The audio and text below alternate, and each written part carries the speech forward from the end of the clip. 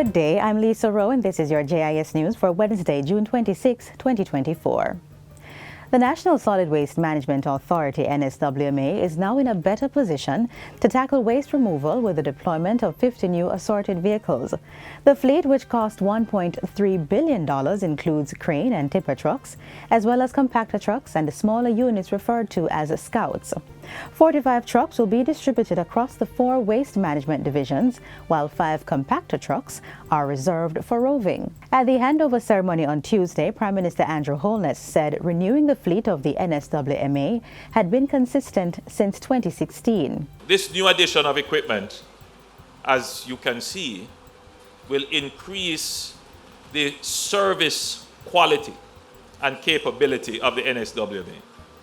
So we can now tackle bulky waste. We can now go into communities that previously we could not access because of the size of the roadways. We can now transport heavier loads and bulkier waste because of the capabilities of the tipper trucks. But it gives us another capability, and that is in expanding our waste separation initiative. The fleet of vehicles for the NSWMA now stands at 165, and Prime Minister Holness gives the assurance that more investments will be made to increase the agency's capacity even further.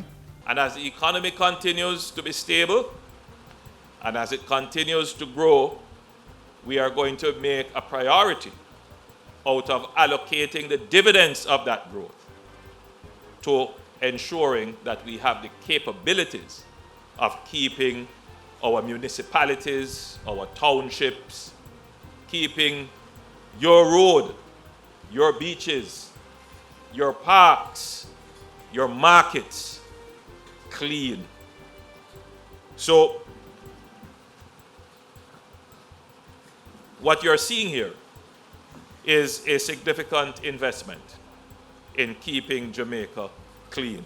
Meanwhile, the Ministry of Local Government and Community Development is giving notice to persons with derelict vehicles blocking roadways and sidewalks to remove them. Portfolio Minister Desmond McKenzie says with the handover of 4 crane trucks, the NSWMA is now in a position to proceed with the removal of such vehicles. I am calling on Jamaicans to support us in this effort. It makes no sense you call the radio program and complain about the abandoned trucks and motor vehicles. And when we start to enforce and move it, you talk about this poor people business we're destroying. We can have the best of both worlds. And I would urge Jamaicans, move it, or we will move it for you. Still on garbage collection, the removal of plastic will be a major target of the government's $2.5 billion Clean Up Jamaica campaign and will be incentivized. The program, which was previously announced in the Prime Minister's budget presentation in March this year, is being structured to determine the implementation process. Prime Minister Andrew Holness says approximately 90% of the garbage that litter the roadways are plastics, and this program aims to reduce that figure significantly. So yes, there will be a component to remove bulky waste.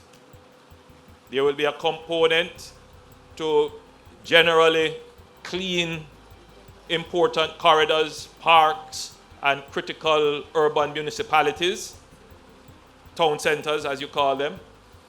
But there will be a component where we will pay people to collect plastic and we will buy the plastic back from them. That's the objective. So in other words, we will create a market for waste plastics. Mr. Holness says the economic opportunity to be derived from this initiative will spur people into action to collect waste plastics or properly store empty containers for sale to recycling plants. The $2.5 billion Clean Up Jamaica campaign will run for several budget cycles to treat with deep-rooted garbage pollution issues. It is not going to be like other cleanup programs that we have had.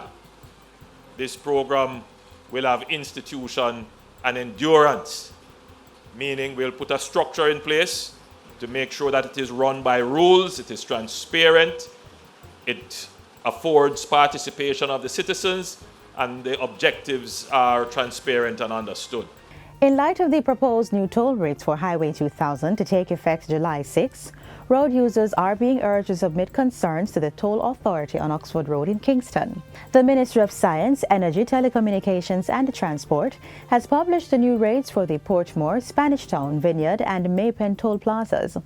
The increases across the 4 plazas for Class 1 will range from $20 to $70, while Class 2 increases are in the region of $15 to $110, with Class 3 seeing additions of between $50 and $200. During the post-cabinet press briefing earlier today, Portfolio Minister Darrell Vaz said the increases were in keeping with the concession agreement signed between the government and the Trans-Jamaica Highway in 2001. The adjustments in toll rates slated to take effect on Saturday, July the 6th, are part of an annual review process mandated by the concession agreement between the government of Jamaica and Trans-Jamaica Highway.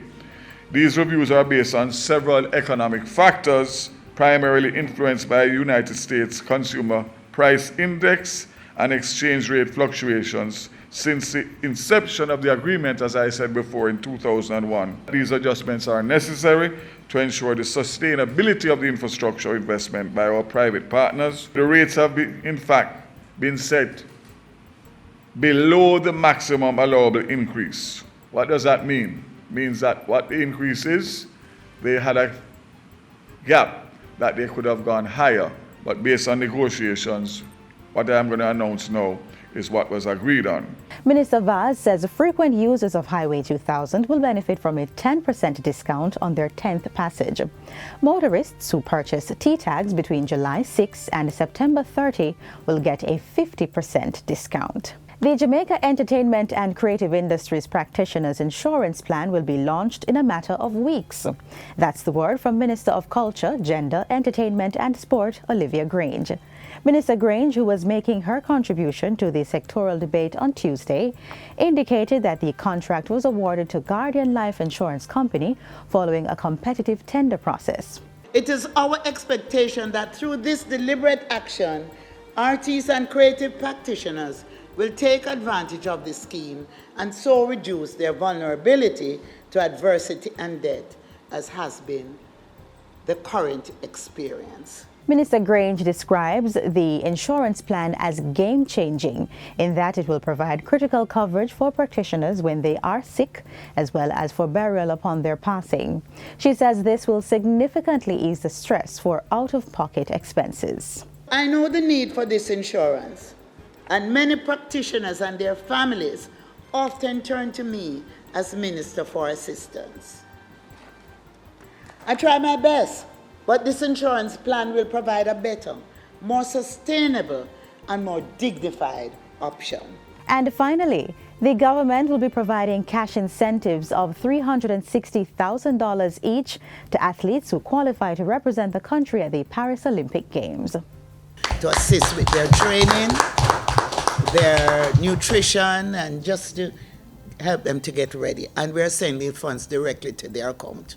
We're not sending it to an organization. Each athlete will receive in his or her account these funds. In addition, an incentive package of $50 million will be put aside to be shared among every member of Jamaica's delegation to the Games. After the Olympics, our athletes will, of course, receive funds. Those who medal, those who didn't medal, and even the support team. Everybody will get a little something. The sport minister made the announcements during Monday's launch of the National Athletics Championship. This year's national championships will be held at the National Stadium from June 27 to 30. And that's it for JIS News Today. I'm Lisa Rowe. Thanks for watching.